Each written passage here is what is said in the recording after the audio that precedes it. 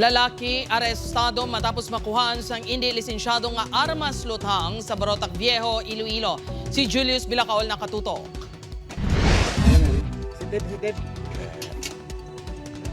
Bangod sa reklamo sang pagpalupok, ginpaidalom sa Barotac Viejo Police sa monitoring ang 29 anyos nga si alias Boting, residente sa Barangay Ugasan, Barotac Viejo.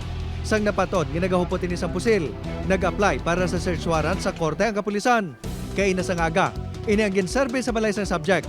Ang mga information na binigyan mo na-receive sa mga previous mga pinulan at may report ang nagbigyan somewhere something in month of October 5. Ang pagpalupok ang ginpanginwala kuno sa subject. Antes ginsugura ng search, ginhingyo pa sa kapulisan si Boting surrender na lang ang iya pusil. Apang nagpanindugan pa ini nga wala siya sa ginatagong nga armas. Sang ginpatigayon na ang search, nadiskubrihan ang isa ka 45 caliber pistol kag mga balas ini nga ginatago sa kusina sang ilabalay. Wala man ini sang ginpresentar nga dokumento para sa among armas lutang.